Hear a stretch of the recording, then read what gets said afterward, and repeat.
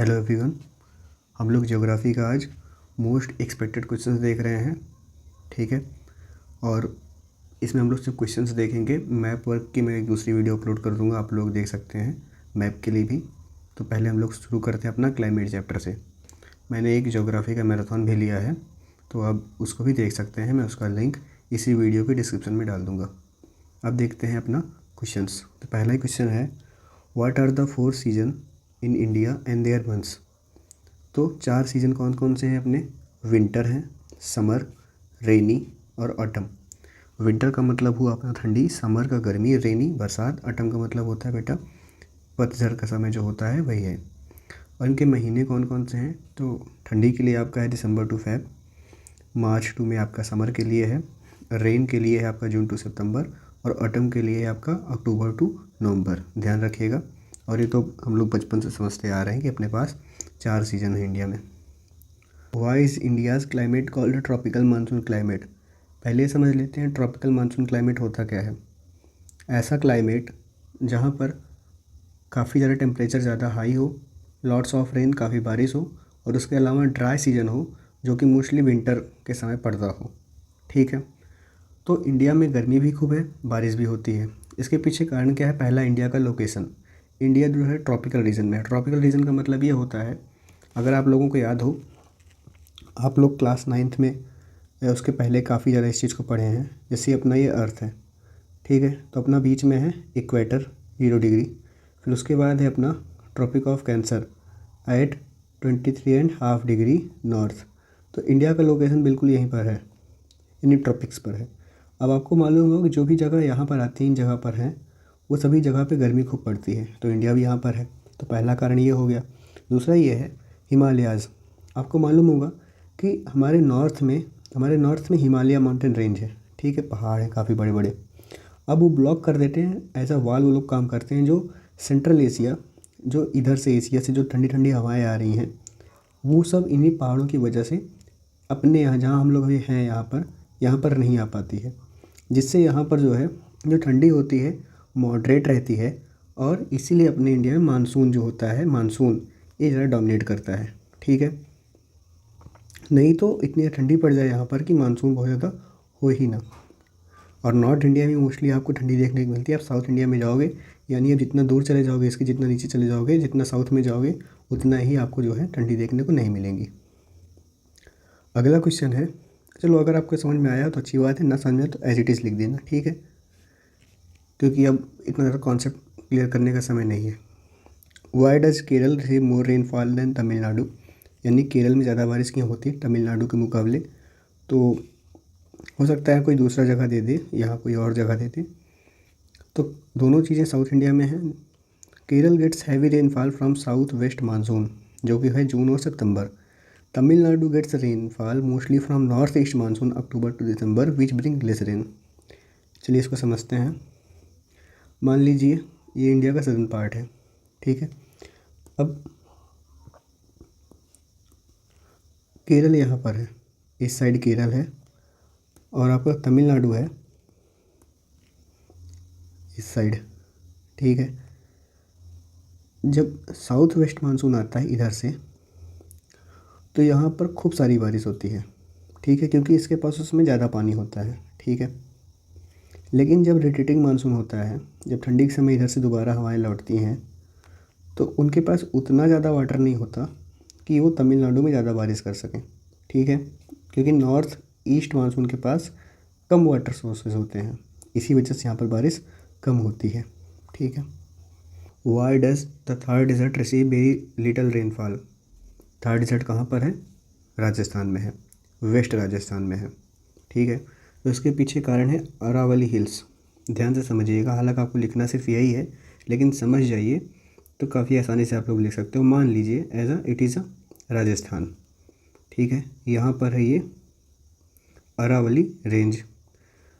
जब हवाएं चलती हैं साउथ वेस्ट मानसून वाली, तो वैसे जाती हैं।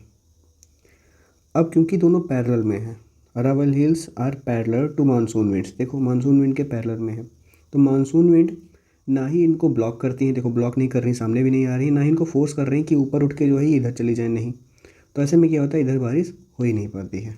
ठीक है, बस आपको लिखना यही लाइन है। What is the difference between south west monsoon and retreating monsoon? दोनों में डिफरेंस क्या है? साउथ वेस्ट मानसून क्या होता है, अपना इंडिया जो है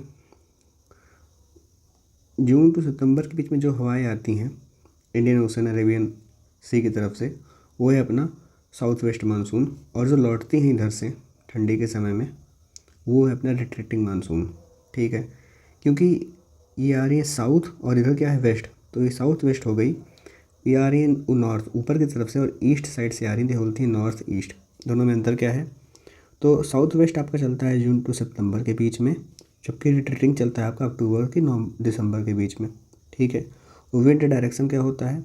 ये होता है south west to the north east, ये होता है north east to the south west, opposite है दोनों। ठीक है, जो रेनफॉल होता है साउथ वेस्ट से काफ़ी हैवी होता है, जबकि रिट्रीटिंग से काफ़ी जो है स्कैटर्ड होता है, काफ़ी कम होता है। बेसिकली जो है तमिलनाडु में से बारिश होती है, जब ये बारिश लौटता है। आपको न्यूज़ वगैरह में सुनने को मिलता होगा कि ठंडी के समय में तमिलनाडु वगैरह में काफ़ी बारिश वगैरह होती है, तो उसके पीछे जो विंड कारण है वह है नॉर्थ ईस्टर्न विंड, जिसको कि बोलते हैं रिट्रीटिंग मानसून, या फिर कुछ जगह इसको बोलते हैं रिटर्निंग मानसून। नेक्स्ट है, why is Mizoram the wettest place in India? आपको मालूम है मेघालय में ये है। ठीक है, तो वेटेस्ट प्लेस इसलिए क्योंकि यहाँ पर जो है बहुत ज़्यादा बारिश होती है। Mizoram is located on the wind ward side. आपको मालूम विंड वार्ड साइड क्या होता है? मान लीजिए पहाड़ है और इधर से हवाएं आ रही हैं मानसून लेके, तो ये साइड कहलाएगा, ये साइड कहलाएगा पहाड़ का विंड वार्ड साइड, और ये वाला साइड, ये सब साइड कहलाएगा ली वार्ड साइड। ठीक है, ली वार्ड साइड, और कई बार इसको बोलते हैं जो है rain shadow area. Rain shadow area को कंफ्यूज करने के लिए कोई वर्ड दे सकता है, तो ये ली वार्ड साइड है। तो मिजोरम जो है वो इस साइड पे लोकेटेड है। मिजोरम जो है इस साइड पे लोकेटेड है। ये साइड कौन सा, वो मैंने अभी बताया, विंड वार्ड साइड है। किस हिल में? खासी हिल में, मेघालय में। The bay of Bengal branch of the monsoon winds get trapped causing heavy rainfall. और आपको मालूम है ये इंडिया है, यहाँ पर जो है आपका मिजोरम है, और बे ऑफ बंगाल से जो हवाएं उठती हैं बारिश लेके, वो यहीं पहाड़ों तक आती है और यहीं खूब बारिश होती है। ठीक है, आपको ये लिखना है। देखो मैं इसमें थोड़ा कॉन्सेप्ट समझाते हुए चल रहा हूँ, लिखना सिर्फ आपको ये इतना डिटेल में नहीं जाना है। What are western disturbance and how do they affect Punjab? Western disturbance क्या है?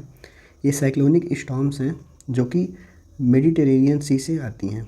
ठीक है, और वहाँ से आके बारिश करती हैं पंजाब और नॉर्थ इंडिया में। कभी अगर क्वेश्चन बने, कभी मान लीजिए क्वेश्चन बने, एक मिनट, कि भारत में विंटर रेनफॉल क्यों होती है या फिर इसके पीछे कारण क्या है।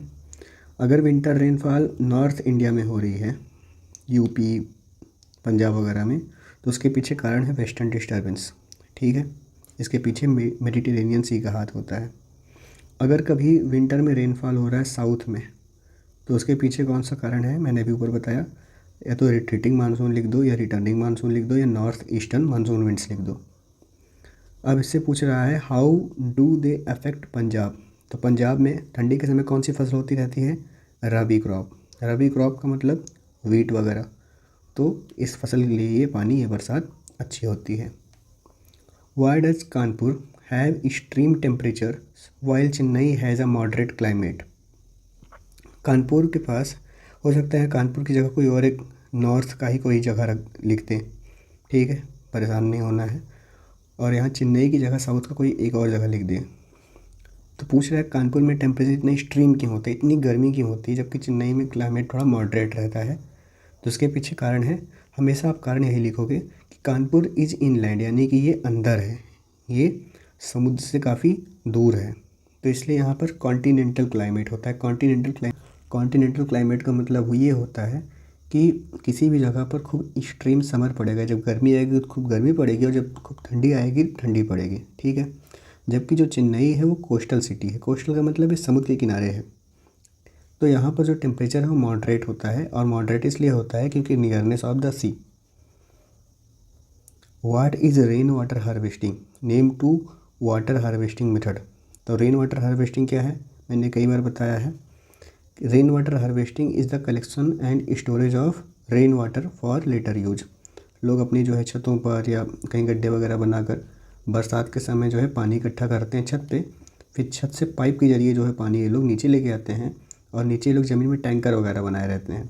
सारा पानी वहीं कलेक्ट हो जाता है, फिर उसके बाद इन द फ्यूचर उसको लोग यूज करते हैं। वही है rain water harvesting, collecting and storage of rain water. इसका मेथड क्या है? 2 वाटर हार्वेस्टिंग मेथड पूछ रहा है। एक तो रूफ टॉप, छत पे कलेक्ट करते हैं, मैंने अभी बताया। दूसरा है पर्कुलेशन पिट्स, यानी कि जो है लोग जो है ऐसे ही अपने ज़मीन वगैरह पे गड्ढा वगैरह बना देते हैं, उसमें पानी इकट्ठा हो जाता है। नेक्स्ट है why does Mumbai receive more rainfall than Pune. इस क्वेश्चन में भी हो सकता है आपके लिए मुंबई की जगह कोई और जगह रख दे और पुणे की जगह कोई और एक वर्ड रख दे। तो उसके पीछे कारण है, देखो इसको अच्छे से मैप के ज़रिए समझते हैं। अगेन ये अपना जो है इंडिया, मुंबई यहाँ पर है, पुणे यहाँ पे है। यहाँ पे आपको मालूम है क्या है? रुकिए सही से बनाता हूँ मैं। यहाँ पर है अपना वेस्टर्न घाट, यहाँ पर है अपना वेस्टर्न घाट। इधर से आती है कौन सी विंड? बार बार बता रहा हूँ, साउथ वेस्ट विंड आती है, काफ़ी ज़्यादा बरसात लेके आती है अरेबियन सी से, अरेबियन सी से। अब जो अपना मुंबई है वो इस पहाड़ के विंडवार्ड साइड में है, ठीक है, वेस्टर्न घाट के विंडवार्ड साइड में। वेस्टर्न घाट ये वेस्ट की तरफ है, वेस्टर्न घाट ये ईस्ट की तरफ है, यहाँ पर है eastern Ghat. Where moist monsoon winds rise and cause heavy rainfall. जबकि जो पुणे है वो लीवार्ड साइड में है। मैंने बताया ना, कोई भी जगह अगर पहाड़ के विंडवार्ड साइड में है तो वहाँ खूब बारिश होगी, और अगर कोई भी जगह लीवार्ड साइड में है या फिर रेन शैडो एरिया में है तो वहाँ पर बारिश कम होगी। तो अपना मुंबई सिंपल सी चीज़ है, विंडवार्ड साइड में है, जबकि पुणे जो है आपका लीवार्ड साइड में है, इसलिए यहाँ पर बारिश होती है कम। इस तरह का क्वेश्चन 99% चांस है कि एक बनेगा ज़रूर। तो पहला है study the climate data of station x and answer the following question. चलिए समझते हैं। पहले देख लीजिए, मंथ दिया रहेगा, टेम्परेचर दिया रहेगा और रेनफॉल दिया रहेगा। रेनफॉल आपका सेंटीमीटर में है, आपको मालूम है रेनफॉल सेंटीमीटर में नापा जाता है।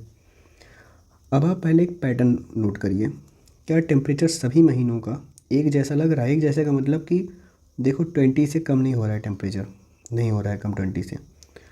अब मतलब यहाँ ठंडी, यहाँ विंटर नहीं पड़ती। अब विंटर कहाँ नहीं पड़ता, नॉर्थ में कि साउथ में? करेक्ट आंसर साउथ में। तो अब इतना समझ में आ गया कि जो जगह है, ये जहाँ का भी डाटा है ये साउथ इंडिया का, ऐसे पता लगाया जाता है, ठीक है। अभी ठंडी पड़ रही होती तो कब ठंडी पड़ रही होती? जनवरी, फरवरी, नवंबर, दिसंबर। अगर यहाँ टेम्परेचर ऐसे लिखा होता 15 डिग्री सेल्सियस तो मालूम हो जाता कि ये जो जगह है नॉर्थ इंडिया की है। अब यहाँ पर दूसरी चीज़ देखिए, बारिश। बारिश अपने इंडिया में कब होनी चाहिए? जून, जुलाई, अगस्त, सितंबर। बारिश हो रही है बहुत कम। बारिश हो कब रही है? अक्टूबर, नवंबर, दिसंबर। तुरंत आपके दिमाग में चमकना चाहिए कि ठंडी में बारिश हो रही है। ठंडी में बारिश होती है नॉर्थ इंडिया में वेस्टर्न डिस्टर्बेंस की वजह से, लेकिन यहाँ ये क्लियर हो गया कि नॉर्थ इंडिया की जगह ही नहीं। तो ठंडी में फिर कहाँ बारिश होती है? साउथ इंडिया में। साउथ इंडिया में कहाँ पर? साउथ इंडिया में चेन्नई की तरफ, यानी कि तमिलनाडु की तरफ। इसका मतलब ये जगह किधर का है? तमिलनाडु, यानी कि ये है आपका सदर्न इंडिया। और साउथ में कौन सा साइड? साउथ में आपका ये वाला साइड। ये साइड कौन सा है? East South India. तो what is the annual range of temperature of station X. Annual range का मतलब क्या हुआ? हमेशा जैसे ही एनुअल रेंज पूछे वैसे ही मैक्सिमम माइनस मिनिमम कर देना, आप लोगों ने मैथ में पढ़ा होगा। तो हम मैक्सिमम टेम्परेचर यहाँ पर क्या है? यहाँ पर मैक्सिमम टेम्परेचर है आपका 33.1 और मिनिमम टेम्परेचर आपका क्या है? मिनिमम आपका है शायद, हाँ इसमें 23.1 ही मुझे नज़र आ रहा है। दोनों को आप माइनस करेंगे कितना आएगा? 10 डिग्री सेल्सियस।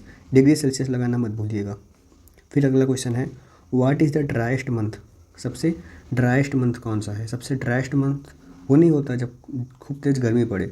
सबसे सूखा महीना वो होता है जिस महीने में सबसे कम बारिश हो। तो सबसे कम बारिश कब हो रही है? अप्रैल में हो रही है, ओनली 0.1 सेंटीमीटर। तो अप्रैल आपका आंसर हो गया। नेक्स्ट है name the wind that bring maximum rainfall to the station. अब देखो मैंने ऑलरेडी ऊपर इतना जो कहानी बताई है उससे इतना क्लियर हो गया कि यहाँ ठंडी में बारिश होती है, साउथ इंडिया में है। तो ठंडी में अगर बारिश हो रही है तो उसके पीछे कौन कौन से विंड? ऑब्लिक लगा हुआ मतलब कोई भी एक लिख सकते हो, चाहे ट्रॉपिकल साइक्लोन लिखो, चाहे रिट्रीटिंग मानसून लिखो ठंडी में, चाहे नॉर्थ ईस्टर्न विंड लिखो, चाहे रिटर्निंग मानसून लिख दो, ठीक है, सब सही है। Study the data. अगेन बेटा वही क्वेश्चन है, टेम्परेचर है सेल्सियस में, रेनफॉल है सेंटीमीटर में। पहला क्वेश्चन है is station X in the coastal area और in the interior of the country, यानी कि समुद्र के किनारे है कि कहीं अंदर है कंट्री में। तो समझ लेते हैं पहले इसको। टेम्परेचर आप देखिए, जनवरी में 11 डिग्री, जनवरी में 10 डिग्री, फरवरी में 11 डिग्री, दिसंबर में 11 डिग्री, मतलब ठंडी है। और ठंडी होने का मतलब है कि ये जगह नॉर्थ इंडिया में है, और नॉर्थ इंडिया में मतलब होने का है कि ये जगह जो है इंटीरियर है। कहाँ पर है? कहीं अंदर है देश की जगह। अंदर का मतलब नॉर्थ इंडिया। अब देखते हैं, calculate the total annual rainfall for station x. Total annual rainfall कैसे निकालना है? जब टोटल एनुअल पूछे तो इन सभी को ऐड करना है, 2 + 1 + 0 5 15 सब ऐड कर लेना है, ठीक है। टोटल ऐड कर लो, कितना आएगा? 321। सबको बस ऐड करना है, कुछ नहीं करना। और सेंटीमीटर पक्का लगा देना है भूल से, अरे भूलना नहीं है इसको। डिग्री सेल्सियस हमेशा लगाना है और सेंटीमीटर जहाँ पर है उसको लगाना है। अब कई बार क्या होता है कि पूछ लेता है what is average annual temperature. जहाँ एवरेज यहाँ पे आ जाए बीच में, वहाँ आपको मालूम है प्लस करने के बाद 12 से डिवाइड कर देना, हालांकि यहाँ नहीं करना है, नहीं पूछ रहा है। नेक्स्ट है, name the wind that brings most of the rainfall to station X. अब नॉर्थ इंडिया में, तो नॉर्थ इंडिया में बारिश सबसे 2 ही हवाओं से यहाँ बारिश पहुँचेगी। एक है वेस्टर्न डिस्टर्बेंस और दूसरा है आपका साउथ वेस्ट। इससे बारिश होती तो है लेकिन उतना नहीं होती। पूछ रहा है कि मोस्ट ऑफ द रेनफॉल, तो साउथ वेस्ट विंड। कौन सी? South west monsoon winds. ऐसे ही करना है बस। इस वाले क्वेश्चंस घबराना नहीं, काफ़ी इजी होते हैं। Why are railways more important than airways in India. तो रेलवे क्यों ज़्यादा इंपॉर्टेंट है? क्योंकि रेलवे सस्ता है, ज़्यादा पैसेंजर को एक साथ में कैरी कर सकता है, सामान गुड्स को ले जा सकता है, ठीक है। ये अर्बन एरिया और रूरल इंडिया दोनों को जोड़ता है। जबकि आपका जो एयरवेज है, जो आपका हवाई जहाज़ है, काफ़ी एक्सपेंसिव है, कम लोग जा सकते हैं उससे। और आपको जो हवाई अड्डा है, एयरपोर्ट वगैरह है, वो मोस्टली आपको मिलेगा देखने को सिर्फ और सिर्फ शहरों में। Why are roadways the most important means of transport in India. क्योंकि रोडवेज जो है वो रिमोट से रिमोट एरिया को कनेक्ट करता है, सबसे important door to door service देता है, ठीक है, और ज़्यादा फ्लेक्सिबल है in compare to railway and airways. Why are south India rivers not suitable for inland water transport. काफ़ी इंपॉर्टेंट क्वेश्चन है। साउथ इंडिया के रिवर्स जो हैं वो इनलैंड वाटर ट्रांसपोर्ट के लिए सुटेबल क्यों नहीं है? इनलैंड वाटर ट्रांसपोर्ट वो होता है जो एक किसी देश के अंदर जो पानी के रास्ते लोग मूव करते हैं, वो है इनलैंड वाटरवे। तो साउथ इंडिया के रिवर के साथ प्रॉब्लम ये है कि वो सैलो हैं, ठीक है, ज़्यादा गहरी नहीं है, सीजनल है, यानी जब बारिश होती है तभी नदियों में पानी रहता है, बाकी सूखी रहती हैं। और अनइवन फ्लो है, कहीं चौड़ी हो जा रही हैं, कहीं पतली हैं, कहीं वाटरफॉल आ जा रहा है। तो ये सब चीज़ें जो है परेशानी पैदा करती हैं। और वाटरफॉल में दिक्कत ये रहेगा कि मान लीजिए झरना आ गया, अचानक से यहाँ पानी झरना आ गया, ठीक है, आप बोट से इधर से आ रहे हो, आपकी बोट है, तो आप यहाँ थोड़ी ऐसे सीधे चले जाओगे, नहीं तो आप नीचे जाओगे, पहुँचोगे ऊपर। तो इसलिए जो है ये सारी चीज़ें जो है साउथ इंडिया में मोस्टली इनलैंड वाटरवे कम ही होता है। What are 2 advantages of waterway. Waterways के कोई भी 2 एडवांटेज बताओ। तो पहला चीप है, सबसे चीपेस्ट मेन सबसे कॉस्ट इफेक्टिव अगर कोई है ट्रांसपोर्ट तो वो है आपका चीप वाटरवे, पानी के रास्ते जाना। इन्वायरमेंटल फ्रेंडली है, कम पोल्यूशन करता है कंपेयर टू अदर ट्रांसपोर्ट।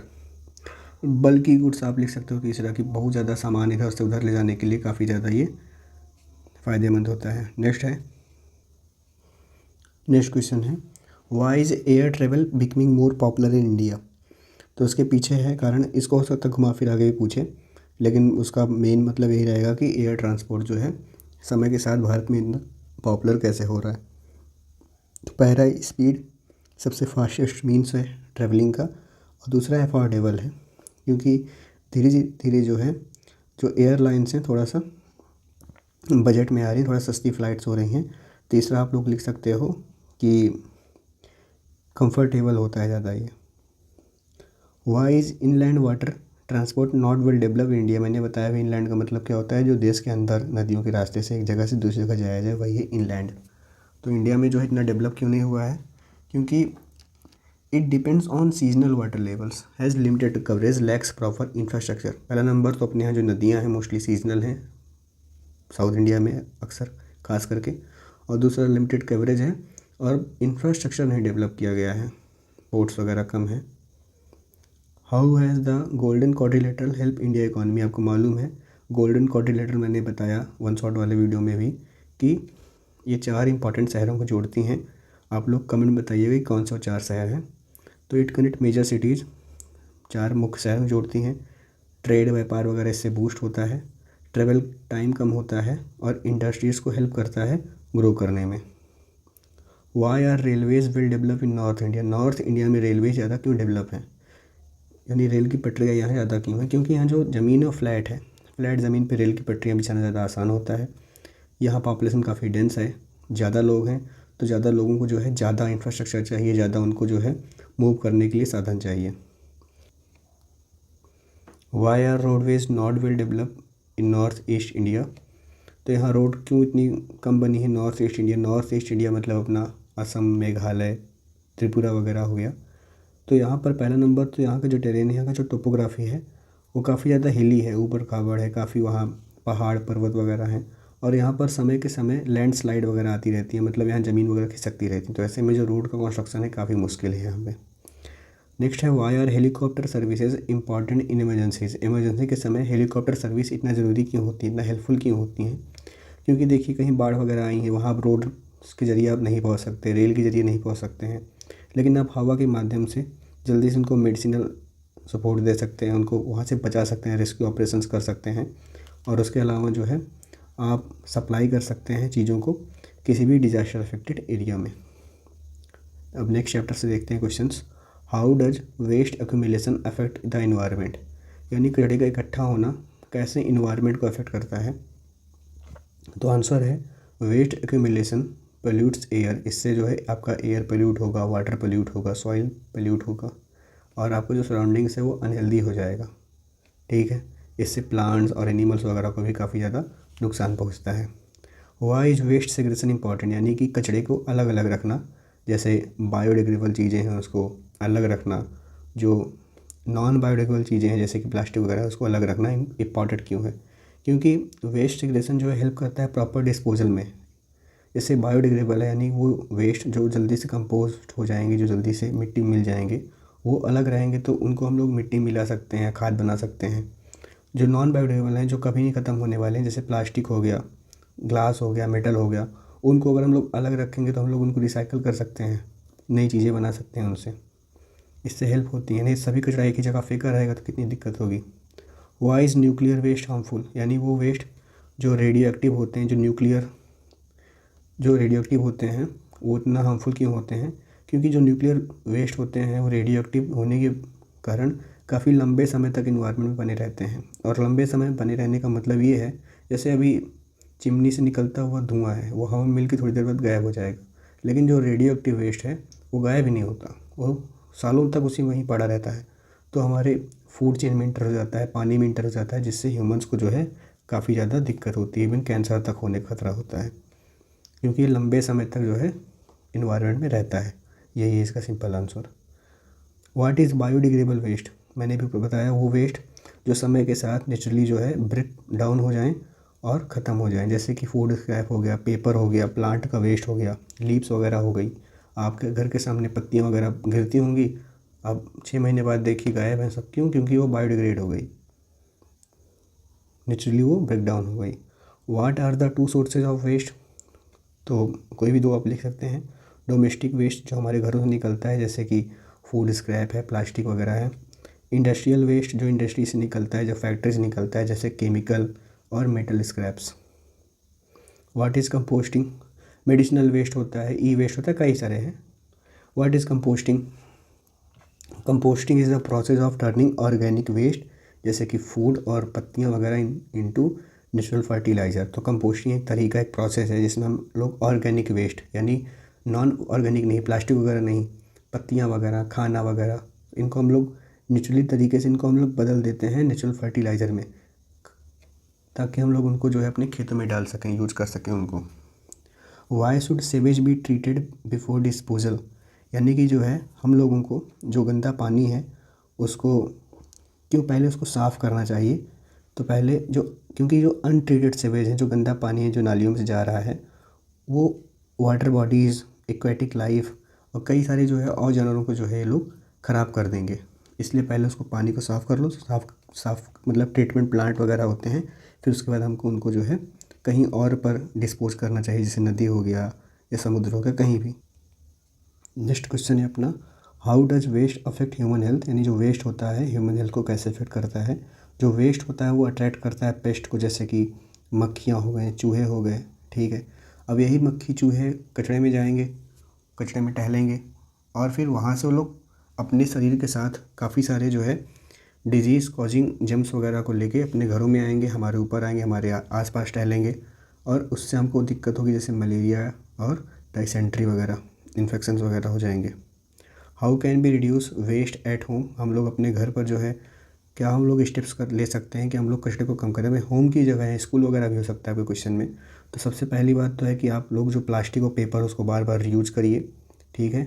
और सबसे अच्छी बात तो ये होगी कि आप लोग सिंगल यूज़ प्लास्टिक को अवॉइड करिए, यानी ऐसे प्लास्टिक जो एक ही बार में यूज़ होकर फिर उसको फेंक दिया जाता है, जैसे कई सारे चम्मच वगैरह, ग्लास वगैरह हैं। और आप जो फूड वेस्ट है उसको हम लोग कंपोस्ट कर सकते हैं, यानी हम लोग उसको जो है उससे नेचुरल फर्टिलाइज़र बना सकते हैं। Why should plastic and polythene be banned, यानी प्लास्टिक और पॉलीथीन को बैन क्यों कर देना चाहिए। क्योंकि प्लास्टिक जो है वो डिकम्पोज नहीं होता, वो आप मिट्टी में फेंकोगे, 100 साल बाद दोबारा अगर आप जीवित रहते हैं तो उसको आप लोग निकालिए, वहाँ रहेगा ही नहीं प्लास्टिक। उसके अलावा जो है ड्रेन्स, नालियों वगैरह में जब भी जाता है तो पूरी नाली को जाम कर देता है। उसके अलावा जहाँ भी फेंकोगे सॉइल पोल्यूट हो जाएगा, पानी पोल्यूट हो जाएगा, और अगर आप इसको जलाओगे तो इससे बहुत गंदा सा बदबू आएगा, और जलते समय काफ़ी ज़्यादा पॉल्यूशन क्रिएट करेगा, काला काला धुआं निकलता है। What are 2 characteristics of tropical deciduous forest, तो ट्रॉपिकल डेसिडुअस फॉरेस्ट की कोई भी 2 कैरेक्टरिस्टिक्स हम लोग को बतानी है नए चैप्टर। तो पहला जो डेसिडुअस फॉरेस्ट है, मैंने वन शॉट वीडियो में बताया था कि ये ऐसे जंगल होते हैं जो अपनी पत्तियों को जो है सेट करते हैं, गिराते हैं कब, ड्राई सीजन में, ताकि ट्रांसपीरेशन कम हो सके, ताकि लोग अपना पानी बचा सकें। दूसरा है these forest grow in areas with 100 to 200 centimetre of rainfall, यानी जहाँ पर मॉडरेट अमाउंट ऑफ बारिश होती है, जहाँ पर न ज़्यादा बारिश होती है न कम बारिश होती है, ऐसी जगह पर ऐसे पेड़ उगते हैं। Why are tropical evergreen forest difficult to use for commercial purpose, यानी ऐसे जंगल जो हमेशा हरे भरे होते हैं और काफ़ी घने होते हैं, उनको कमर्शियल पर्पस के लिए, उनको यानी कि पैसा कमाने के लिए ज़्यादा यूज क्यों नहीं कर पाते लोग। पहला नंबर तो डेंस होता है, काफ़ी घना होता है, तो अंदर ट्रक लेके जाना या कैसे भी इंटर करना काफ़ी मुश्किल होता है। और दूसरा है हैवी रेनफॉल, वहाँ काफ़ी बारिश होती है, काफ़ी ह्यूमिडिटी होती है, तो ऐसे में लोगों को दिक्कत होती है, वहाँ पर आप लोग परेशान हो जाओगे, तो आप पेड़ कैसे काटोगे। What is the difference between afforestation and deforestation, नाम से ही क्लियर है। एफॉरेस्टेशन का मतलब होता है planting trees in empty lands, खाली जगह पर पेड़ लगाना। डिफॉरेस्टेशन मतलब पेड़ों को जो है कट करना। इसके डिसएडवांटेज क्या हैं ऑफ डिफॉरेस्टेशन के, पूछ नहीं रहा लेकिन जानते रहो। इससे जो एनिमल और क्लाइमेट है, दो के दोनों इफेक्ट होगा। एनिमल्स अपने घर गंवा देंगे, और क्लाइमेट का इफेक्ट कैसे होता है ये हम लोग अच्छे से जान रहे हैं, ट्रांसपीरेशन वगैरह से रिलेटेड है। हालांकि बस आपको यहाँ ये लिखना है कि इससे क्लाइमेट इफेक्ट होगा, जो कि ग्लोबल वार्मिंग को ट्रिगर करेगा। Why are forest shrinking in India, shrinking का मतलब ये होता है कि सिकुड़ क्यों रहा है, कम होता क्यों चला जा रहा है। कारण यही है कि हम लोग ज़्यादा से ज़्यादा पेड़ काट रहे हैं, काहे लिए, ताकि खेती कर सकें, क्योंकि घर बना सकें। और दोनों के पीछे कारण ये है क्योंकि हमारी पॉपुलेशन बहुत तेज़ी से बढ़ रही है। उसके अलावा जो है फैक्ट्रीज़ हैं, वहाँ पर भी हम लोग वुड्स यूज करते हैं। ओवर गेजिंग हो रहा है जानवरों के द्वारा, जिससे जो है यंग प्लांट्स, जो नए नए पौधे निकलते रहते हैं, उनको जानवर लोग जो है खा लेते हैं। Why is tropical deciduous forest commercially important, यानी ट्रॉपिकल डेसिडुअस फॉरेस्ट कॉमर्शली, पैसे की निगाह से देखा जाए, काम धंधे की निगाह से देखा जाए, इंपॉर्टेंट क्यों है। क्योंकि यहाँ पर काफ़ी वैल्यूएबल लकड़ियाँ पाई जाती हैं, जैसे टीक और साल की, जो कि यूज होती है फर्नीचर वगैरह बनाने में, कुर्सी मेज़ बनाने में और बिल्डिंग्स बनाने में। दूसरा, ये जो फॉरेस्ट हैं यहाँ पर काफ़ी ईजी होता है एक्सेस करना, अंदर जाना ट्रक वगैरह लेके काफ़ी आसान होता है, क्योंकि ये पेड़ थोड़ा दूर दूर होते हैं, ठीक है, in compare to the evergreen forest. हम लोग ऊपर देखें कि एवरग्रीन फॉरेस्ट को काटना इतना मुश्किल क्यों है। How do trees survive in desert forest, यानी डिजर्ट फॉरेस्ट के जो पौधे हैं वो कैसे सर्वाइव करते हैं। तो उनके पास जो पत्तियाँ होती हैं काफ़ी छोटी होती हैं, ठीक है। इससे क्या होता है कि जो ट्रांसपीरेशन होता है उनको कम जो है करना पड़ता है, तो इससे उनका पानी बचता है। पानी बचने का मतलब है उनके पास पानी कम ही होता है, दूसरा है their roots grow deep to find underground water, और जो उनकी जड़ें होती हैं इन पौधों की डेजर्ट फॉरेस्ट की, वो काफ़ी नीचे तक जाती हैं जो है पानी की खोज में। Why should be conserve forest, हमको पेड़ पौधे क्यों बचाना चाहिए? क्योंकि जो फॉरेस्ट है हमको ऑक्सीजन देते हैं। दूसरा पॉइंट आप लिख सकते हो एयर पोल्यूशन जो है डिक्रीज़ करते हैं। यहाँ भले चीज़ें एक एक पॉइंट में लिखा हुआ है, लेकिन आप इसको 2 पॉइंट बना सकते हो। They prevent soil from being washed away by rain, soil erosion को ये लोग रोकते हैं। इनकी जो जड़ें होती हैं वो काफ़ी तेज़ी से जो है काफ़ी अच्छे से वो लोग जो है मिट्टी को पकड़े होल्ड किए रहती हैं। ठीक है। What is the main problem of tidal यानी मैनग्रोव फॉरेस्ट? मैंने वन शॉट में भी बताया था, ऐसी जंगल जिनकी जड़ें वगैरह जो होती हैं काफ़ी ज़मीन के ऊपर उठी हुई होती हैं और आपस में से ट्रिगर्ड होती हैं, आपस में गुथी हुई होती हैं। तो इसका प्रॉब्लम क्या है? तो mangrove forest grow in muddy, यानी ऐसी जगह लोग ग्रो करते हैं जो जगह मडी होती है, यानी वहाँ पर काफ़ी ज़्यादा दलदल सा होता है और साल्टी वाटर जो होता है। ठीक है। इनकी जो रूट्स होती हैं टैंगल होती हैं, आपस में घुटती हुई होती हैं, जो कि काफ़ी ज़्यादा दिक्कत होती है वहाँ से मूव करने में, क्योंकि जड़ें वगैरह काफ़ी ऊपर नीचे निकली होती हैं। तो इससे जो मूवमेंट होता है वो काफ़ी मुश्किल बन जाता है। How do forest helps in protecting the environment, यानी इन्वायरमेंट को प्रोटेक्ट करने में जंगल कैसे सहयोगी हैं?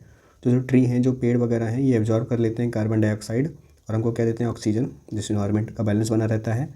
दूसरा, फॉरेस्ट प्रोवाइड शेल्टर, फॉरेस्ट जो है शेल्टर घर प्रोवाइड करते हैं, बसेरा प्रोवाइड करते हैं for animals, for the birds. ठीक है। एक और चीज़, नेचुरल वेजिटेशन क्या होता है? सॉरी, वेजिटेशन ही मान लीजिए आपका क्या होता है, तो ऐसे प्लांट्स की ग्रोथ जिसमें ह्यूमन का कोई भी इंटरफेरेंस नहीं होता है, मैंने बताया था पिछली वीडियो में। Why shifting cultivation and why is it harmful? What is shifting cultivation भी मैंने बताया था। शिफ्टिंग कल्टीवेशन के 2-3 नाम से क्वेश्चन बना सकता है वो। एक बना सकता है आपका झूम कल्टीवेशन। दूसरा आपका बोल सकता है जो है स्लैश एंड बर्न कल्टीवेशन। इसमें होता क्या है कि ग्रुप ऑफ पीपल जो है मूव करते रहते हैं और किसी जगह पहुंचते हैं, वहाँ पे जो पेड़ वगैरह होते हैं उसको लोग काटते हैं, फिर उसको लोग जला देते हैं। ठीक है। जलाने के बाद वो लोग वहाँ उसकी राख से वहाँ पर जो खाली जगह बनाते हैं, खेत बनाते हैं, फिर उस राख को वहाँ पर वो लोग ऐड कर देते हैं और फिर वहाँ 2 से 3 साल तक वो लोग खेती करते हैं। और जब उनको लगता है कि भाई ज़मीन उतनी उपजाऊ नहीं रह गई है, वो लोग उस जगह को छोड़ के कहीं और चले जाते हैं, कहीं और मूव कर जाते हैं। फिर वहाँ फिर वही सेम प्रोसेस, पेड़ जलाना, ज़मीन साफ़ करना, फिर पेड़ को जला के उसकी राख से। ठीक है। तो शिफ्टिंग कल्टीवेशन को बोलते हैं स्लैश एंड बर्न फार्मिंग। इसका मतलब clearing forest for farming and moving to new area after few year. इससे जो है दिक्कत क्या हो रही है, हार्मफुल इसलिए है क्योंकि इससे हमारे फॉरेस्ट तो बर्बाद हो ही रहे हैं, साथ में जो है सॉइल की फर्टिलिटी ख़राब होती है। उसके अलावा सबसे बड़ी बात ये कि सॉइल इरोजन भी इसकी वजह से काफ़ी ज़्यादा होता है, क्योंकि आप पेड़ काट रहे हो तो उससे सॉइल इरोजन बढ़ेगा ही बढ़ेगा। What is the difference between rabi and kharif crop? Rabi और खरीफ क्रॉप में डिफरेंस क्या है? तो जो रबी क्रॉप्स होती हैं वो विंटर यानी कि ठंडी के समय बोई जाती हैं, अक्टूबर दिसंबर के बीच में, और हार्वेस्टेड इनको काटा जाता है स्प्रिंग समय, मार्च मई के समय। एग्जांपल है आपका अभी जो चल रहा है वीट और बार्ली। खरीफ क्रॉप जो है आपकी बोई जाती है मानसून के समय, सोन इन मानसून, जून जुलाई के बीच में। कटाई होती है ऑटम के समय, अक्टूबर नवंबर के बीच में। और इसके एग्जांपल है आपके राइस, चावल और cotton. Why tea grown on hill slopes, यानी जो है जो चाय पत्तियाँ वगैरह होती हैं वो हिल स्लोप्स क्यों बोई जाती हैं, क्यों उगाई जाती हैं? ये आपका हिल स्लोप है। ठीक है। स्लोप है, ढलान है। अब इस पर इसको ऐसे समझते हैं, अब इस पर पेड़ हम लोग मान लीजिए ये चाय पत्ती का पेड़ है, सब चाय पत्ती के पेड़ हैं। अरे यार ग्रीन कलर,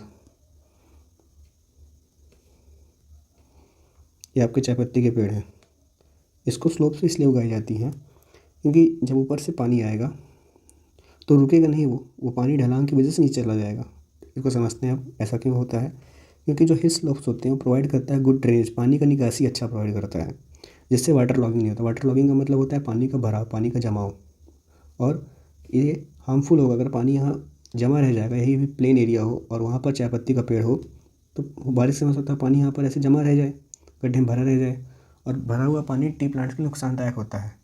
तो जो हिल स्लोप्स हैं, आपको सिंपल लिखना है, जो हिल स्लोप्स हैं वो प्रिवेंट करता है वाटर लॉगिंग को, पानी को जमा होने से रोकता है, पानी नीचे बह जाता है, जो कि अच्छा होता है टी प्लांट्स के लिए। यही हो सकता है, वो आपके कॉफ़ी के लिए पूछ लो, सेम आंसर रहेगा। Why does rice grow well in clay like soil? क्योंकि जो है राइस को चाहिए ज़्यादा पानी, और जो क्ले सॉइल होती हैं, जो थोड़ा सा उस तरह मिट्टी होती है क्ले। क्ले मिट्टी का थोड़ा सा कीचड़ जैसी मिट्टी, तो उसमें जो है पानी ज़्यादा होल्ड होता है, जो कि अच्छी होती है राइस के लिए। Why are pulses important India? दालें जो है भारत में क्यों इतनी इंपॉर्टेंट हैं? क्योंकि ये रिच होती हैं प्रोटीन में, ठीक है। उसके अलावा जो पल्स होती हैं ये सॉइल फर्टिलिटी, अगर आप अपने खेत में दालें उगाते हैं, दाल का पेड़ वगैरह है आपके पास, पल्सेस के पेड़ हैं, तो उससे सॉइल फर्टिलिटी इंप्रूव होती है और नाइट्रोजन भी फिक्स होता है, नाइट्रोजन फिक्सर्स होती हैं सब। Why is wheat mainly grown in northern India? क्योंकि नॉर्दर्न इंडिया के पास होता है फर्टाइल एलुवियल सॉइल, और एलुवियल सॉइल में मोस्टली जो है वीट ग्रो होता है। और दूसरा कारण है द क्लाइमेट है cool winter and moderate rainfall suitable for wheat growth. गेहूँ उगाने के लिए आपको थोड़ा सा ठंडी चाहिए, ठीक है, विंटर थोड़ा ठंडी चाहिए। साउथ इंडिया में ठंडी पड़ेगी नहीं, नॉर्थ इंडिया में पड़ेगी, इसीलिए जो है क्लाइमेट है कूल, यहाँ मतलब कूल होता है क्लाइमेट, ठीक है। और हल्की बारिश जाती है। ठंडी में बारिश नॉर्थ इंडिया में किस वजह से होती है, किस विंड्स की वजह से होती है, आप लोग कमेंट में बता सकते हैं। What is mixed farming give one benefit? तो मिक्स्ड फार्मिंग क्या होता है? ऐसी फार्मिंग जहाँ पर क्रॉप भी उगाया जाए और लाइव स्टॉक को भी रेज किया जाए, मतलब जानवरों को भी उगाया जाए सेम फार्म में। इससे बेनिफिट क्या होता है? इससे फ़ायदा ये होता है कि फार्मर को डबल इनकम हो जाती है। अपने फार्मिंग से तो इनकम होती है उसको है, एनिमल हस्बेंड्री से भी इनकम हो जाती है। अब उसकी डिपेंडेंसी भी कम होती है। मान लीजिए खेतों में फसल अच्छी ना हुई, तो अपने जानवरों से वो उनका दूध बेच के, अंडा बेच के पैसा कमा सकता है। और मान लीजिए जानवर बीमार हैं, उस समय दूध या अंडा देने के काबिल नहीं है, तो अपने खेतों से वो अपने घर का पेट पाल सकता है, घर वालों का पेट पाल सकता है। और उससे बड़ी बात यह है कि जो किसान वगैरह हैं उनका जो वेस्ट होता है खेतों में, जैसे पैरा है, भूसा है, तो उसका यूज हो जाता है जो है जानवरों के लिए। What is ginning? काफ़ी इंपॉर्टेंट है। गिनिंग एक प्रोसेस होता है for separating cotton fibres from the seeds. आपको मालूम है सीड होता है कॉटन का, फिर उसके चारों तरफ ऐसे फाइबर्स होते हैं। तो गिनिंग प्रोसेस है इन बिया को, इन सीड्स को अलग करना, बीजों को कॉटन से, ठीक है, कॉटन फाइबर से अलग करना सीड्स को ही प्रोसेस है ginning. Why does sugar cane yield more in South India? यानी कि जो है शुगर केन की पैदावार साउथ इंडिया में ज़्यादा क्यों होती है? क्योंकि यहाँ पर जो है जो ग्रोइंग सीजन है काफ़ी लंबा होता है, क्योंकि यहाँ ट्रॉपिकल क्लाइमेट है। उसके अलावा यहाँ इरीगेशन की अच्छी फैसिलिटीज़ है। काफ़ी इंपॉर्टेंट है। What is retting and which crop needs it? तो रेटिंग होता है soaking jute in water to loosen fibres from the stem. आपको मालूम है जूट के ऐसे पौधे होते हैं, उनको पानी में भिगोया जाता है ताकि उनके ऊपर की जो छाल होती हैं वो सड़ जाएं और फिर आसानी से निकल सकें। तो soaking jute in water to loosen fibres, ताकि उनका जो फाइबर है वो लूज हो जाए फ्रॉम द स्टेम, फिर आसानी से वो बाहर निकल सकें। किस क्रॉप में नीड होता है? जूट क्रॉप में नीड होता है, ठीक है।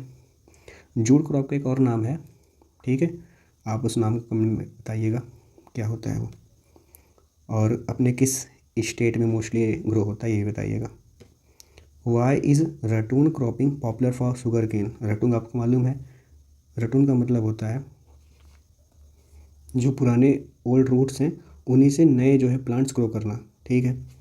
जो पुराने रूट्स हैं, क्योंकि जो गन्ने वगैरह हैं उनको पूरा बस स्टेम से तोड़ते हैं, उनकी रूट्स एज इट इज़ खेतों में रहने देते हैं और फिर समय के साथ उसमें नए पौधे निकलते हैं। लेकिन इसका नुकसान ये है कि जो खतरा होता है इंसेक्ट वगैरह का काफ़ी बढ़ जाता है, क्योंकि जब आप पूरा फसल हटा के वहाँ अच्छे से जुताई करते हो, पानी देते हो, खाद देते हो, तो जो वहाँ इन्फेक्शंस बैक्टीरिया वगैरह जो पैदा होते रहते हैं सब खत्म हो जाते हैं। लेकिन जब आप रूटनिंग फॉलो करते हो, यानी कि आप खेत में सिर्फ ऊपर का डंठल डंठल गन्ने का हटा लेते हो, सिर्फ वहाँ उनकी जड़ें बची रहने देते हो और फिर उन जड़ों से नए कल्ले, नए सूट्स निकलते हैं, तो ऐसे में दिक्कत यही होती है। तो इससे फ़ायदा यही है कि कॉस्ट बचता है, ठीक है, क्योंकि जो नई प्लांटिंग उनकी कोई आवश्यकता ही नहीं है, और समय भी बचता है, ठीक है, क्योंकि जो सूट्स हैं वो पुराने रूट्स से ग्रो होंगी और रूट्स वगैरह डेवलप करनी नहीं है, सिर्फ कल्ला निकलेगा। आप ये मेथड जानते होंगे, जैसे गुलाब के पेड़ होते हैं तो उसमें क्या होता है कि हम लोग गुलाब को नीचे से काट देते हैं, पूरा छाट देते हैं, बस उनकी रूट्स वहीं बचे रहने देते हैं, तो उसमें सिर्फ नए अच्छे कल्ले निकलते हैं, सूट्स निकलते हैं, वही है ये। What makes black soil and red soil good for farming? तो ब्लैक सॉइल में क्या होता है कि इसका जो मॉइस्चर होल्डिंग कैपेसिटी होती है काफ़ी अच्छा होता है, ठीक है, उसमें मिनरल्स भी अच्छे होते हैं जैसे कैल्शियम, मैग्नीशियम, तो ये काफ़ी अच्छा होता है फॉर द कॉटन फार्मिंग। जबकि रेड सॉइल है वो रिच होता है आयरन में, ठीक है, पोरस मिट्टी होती है और इसमें क्रॉप्स उगते हैं जैसे मिलेट्स, पल्सेस और groundnuts. Why soil erosion? What is soil erosion and how can be prevented? तो सॉइल इरोजन क्या है और हम लोग उसको कैसे रोक सकते हैं? तो सॉइल इरोजन होता है the removal of the top fertile soil by wind, water और ह्यूमन एक्टिविटीज़। जो ऊपर की एक लेयर होती है, परत होती है मिट्टी की, वो उड़ जाती है हवा की वजह से, पानी की वजह से या ह्यूमन एक्टिविटीज़ की वजह से, वही है सॉइल इरोजन। इसको हम लोग प्रिवेंट कैसे कर सकते हैं? कंटूर प्लगिंग हम लोग कर सकते हैं, ठीक है, हम लोग स्लोप्स पे खेती कर सकते हैं। उसके अलावा हम लोग प्लांटिंग ट्री, हम लोग जो है खेत के चारों ओर जो है पौधे लगा सकते हैं, और हो सके तो पूरा पूरा जंगल ही लगा दो। और आप ओवर ग्रेजिंग होने से रोकिए, उससे भी हो जाएगा। नेक्स्ट अपना क्वेश्चन है, why is alluvial soil very fertile. Alluvial soil इतना फर्टाइल क्यों होती है? क्योंकि जो एलुवियल सॉइल होता है वो रिच होता है मिनरल्स में, ठीक है, जैसे कि, और इसलिए रिच होता है मिनरल्स में क्योंकि हर साल जो है जो रिवर्स हैं, जो नदी का जो पानी अपने साथ काफ़ी ज़्यादा फाइन सिल्ट और क्ले वगैरह लेके आता है।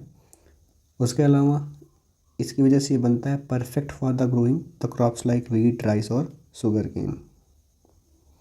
और ये मिट्टी में जो है हर साल न्यूट्रिएंट्स अच्छे अच्छे आते रहते हैं। Okay, what is leaching and गली इरोजन। लीचिंग क्या है?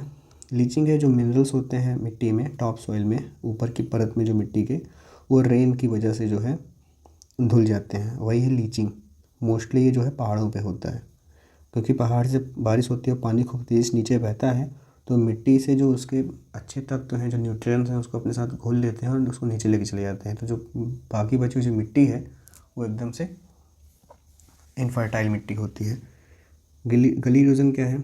जो रनिंग वाटर होता है वो काफ़ी ज़्यादा डीप कट्स दे देता है ज़मीन में, और उसकी वजह से जो है काफ़ी ज़्यादा बड़े बड़े से गली टाइप बन जाते हैं, जैसे नहर टाइप का इरोजन। अनफिट होता है फार्मिंग के लिए, जाहिर सी बात है, क्योंकि ऊपर की अच्छी सतह जो है वो हट चुकी है। What is humus and why is it important. तो ह्यूमस क्या है? ये ऑर्गेनिक पार्ट है सॉइल का, और ये बनता है डिकम्पोज हुए प्लांट से और एनिमल्स के, ठीक है, जो पत्तियाँ वगैरह गिरती हैं, पेड़ वगैरह गिरते हैं, जो जानवर वगैरह मर जाते हैं, तो वही जो है समय के साथ डिकम्पोज होकर ह्यूमस बन जाते हैं, जो कि फर्टाइल ग्रोथ के लिए काफ़ी अच्छा होता है मिट्टी के। इससे जो है मिट्टी का जो है फर्टिलिटी, न्यूट्रिएंट्स वगैरह काफ़ी अच्छा हो जाता है। Why is reafforestation important. Planting trees prevent soil erosion, क्योंकि इससे क्या होगा कि अगर हम लोग ज़्यादा से ज़्यादा पेड़ लगाएंगे तो सॉइल इरोजन कम होगा, मिट्टी का कटाव कम होगा, ठीक है, और वाटर रिटेंशन कैपेसिटी बढ़ेगी, और अपना जो इकोलॉजिकल बैलेंस है, एक इन्वायरमेंटल जो बैलेंस है, वो भी अच्छा अपना बना रहेगा। Why does black soil not gate leached. Black soil leached क्यों नहीं होता? यानी कि जो है, मैंने भी पता ना, लीचिंग क्या होता है कि पानी खूब तेज़ से आए, ज़्यादा बारिश हो तो मिट्टी के न्यूट्रिएंट्स पानी के साथ मिल जाए, फिर बह जाएँ। तो ब्लैक सॉइल क्या है कि काफ़ी ज़्यादा हाई क्ले कंटेंट होता है, यानी अगर इसमें पानी आप डालोगे तो पानी को जो है होल्ड कर लेगा, पानी को ज़्यादा बहने नहीं देगा, बल्कि पानी को अपने आप में समा लेगा। तो इससे जो है ये लीचिंग के बच जाता है लीचिंग से, क्योंकि पानी उसके ऊपर से ज़्यादा बहता नहीं, पानी सोख लेता है खुद ही। Why is laterite soil red in colour. क्योंकि जो लेटराइट सॉइल है उसमें आयरन ऑक्साइड होता है, ठीक है, इसलिए उसका कलर हल्का सा लाल जैसा लगता है। Which gives it a reddish colour due to weathering in hot and humid climate.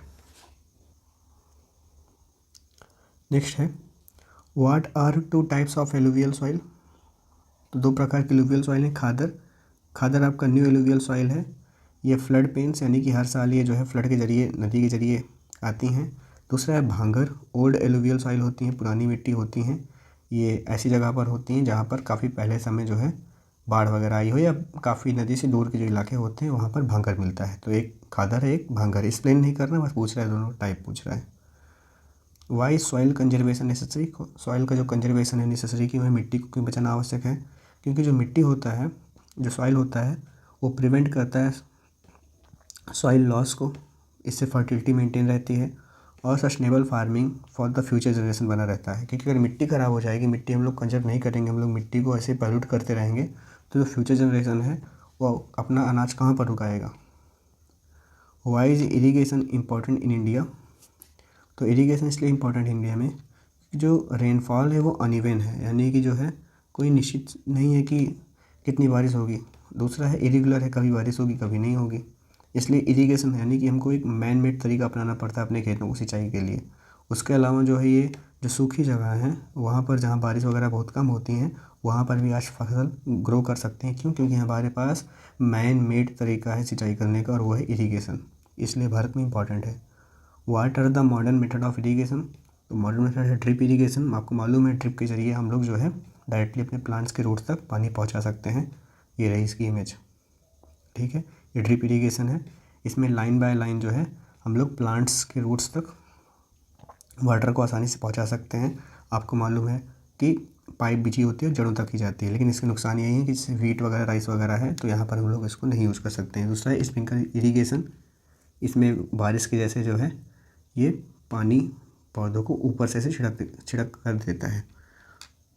Y is well irrigation still popular, यानी आज इंडिया में वेल इरीगेशन जो है, जो कुएं से जो सिंचाई है वो आज भी इतना जो है पॉपुलर क्यों है, क्योंकि जो ग्राउंड वाटर है वो अपने इंडिया में काफ़ी ज़्यादा अवेलेबल है, काफ़ी जगहों पर अवेलेबल है।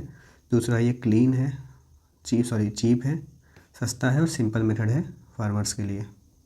नेक्स्ट है what is rain water harvesting and why it is important. तो रेन वाटर हार्वेस्टिंग मैंने ऊपर बताया अभी, ये पानी को जो है कलेक्ट करता है, स्टोर करता है for the future use, for the later use. इसकी इंपॉर्टेंस क्या है कि इससे पानी की कमी को कम करता है, उसके अलावा रिचार्ज करता है ग्राउंड वाटर को और प्रिवेंट करता है फ्लड को, क्योंकि सारे पानी अगर ऐसे बह जाएंगे नालियों में तो बाढ़ आने का खतरा होगा। शहरों में आता है, नाली वगैरह जाम हो जाती है, और अगर आप पुराने नल वगैरह की पाइप से अगर आप इसको जोड़ देते हो अपने छत के पानी को तो धरती में सीधा पानी जाएगा, जिससे आपका ग्राउंड वाटर रिचार्ज हो जाएगा। प्लस अगर आप गड्ढों में पानी भर देते हो तो उससे भी पानी धीरे धीरे सीपेज की मदद से धरती में पानी चला जाएगा, जिससे आपका फर्श वगैरह में पानी चला जाएगा। Why is the world's facing a water shortage, पूरी दुनिया में पानी कमी क्यों हो रही है, क्योंकि हम लोग ओवर यूज़ कर रहे हैं, आवश्यकता से अधिक हम लोग अपना ग्राउंड वाटर को जो है यूज़ कर रहे हैं फॉर द फार्मिंग, खेती के लिए और इंडस्ट्रीज़ के लिए। Climate change has led to less rainfall and more drought, और हम लोग इतना पेड़ वगैरह काट रहे हैं, इतना पोल्यूशन फैला रहे हैं, जिसकी वजह से क्लाइमेट चेंज हो रहा है, और क्लाइमेट चेंज की वजह से जो है कम बारिश हो रही है, और कम बारिश की वजह से ज़्यादा सूखा पड़ रहा है। Why is canal irrigation popular in northern plains. तो नॉर्दर्न प्लेन्स, नॉर्थ इंडिया में कैनाल इरीगेशन इतना पॉपुलर क्यों है, क्योंकि वहाँ पर ऐसे रिवर्स वगैरह जैसे गंगा वगैरह जो कि हमेशा बहती रहती हैं, वो सीजनल नहीं है, पेरिनियल रिवर्स हैं, तो उनसे कनेक्ट जो नहरें होती हैं उन नहरों में भी हमेशा पानी रहता है। दूसरा, यहाँ की जो ज़मीन है वो फ्लैट है और काफ़ी अच्छी मिट्टी है, तो खुदाई वगैरह करने में भी आसानी होती है, पानी आसानी से चला जाता है। जबकि साउथ इंडिया अगर पूछे साउथ इंडिया में दिक्कत क्या है, तो वहाँ पर क्या है कि वहाँ की जो नदियाँ हैं वो सीजनल है, हमेशा उसमें पानी नहीं रहता है, तो नहर कैसे कनेक्ट करोगे। दूसरा कारण ये है कि वहाँ की जो मिट्टी वगैरह है काफ़ी रॉकी है, तो खुदाई में दिक्कत होती है। Why is tank irrigation common in Karnataka and Tamil Nadu.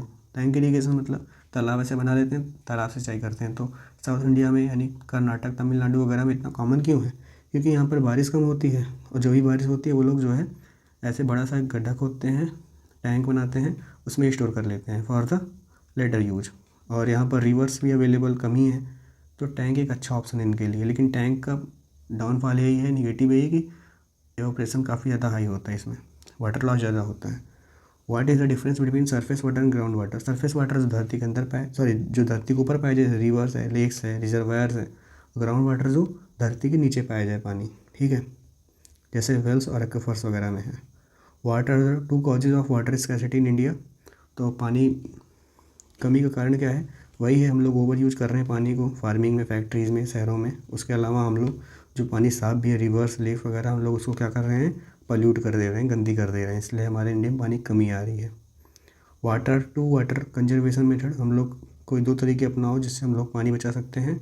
तो हम लोग खेती के लिए ड्रिप और स्प्रिंकलर इरीगेशन अपना सकते हैं, जिससे कम से कम पानी जो है खर्चा होगा खेती के लिए। दूसरा, हम लोग जो है चेक डैम्स वगैरह बना सकते हैं, पर्कुलेशन पिट्स वगैरह बना सकते हैं, जिससे हम लोग ग्राउंड वाटर रिचार्ज कर सकते हैं। तीसरा, आप बता सकते हो कि रेन वाटर हार्वेस्टिंग, यानी कि हम लोग पानी को बारिश के समय स्टोर कर सकते हैं फॉर द फ्यूचर यूज। जैसे आप पानी स्टोर करे रहिए, फिर उसको आप लोग यूज करिए सिंचाई के लिए या और छोटे मोटे कामों के लिए। ये था आपका जो है एक्सपेक्टेड क्वेश्चन। इसमें मैंने मेजर वही चैप्टर लिए हैं जो छोटे हैं, आसान हैं, जिनके आंसर्स आप इजीली लिख सकते हो। मैप्स के लिए मैं एक अलग वीडियो डाल दूंगा, ठीक है। Okay, now all the best for your exam, ठीक है।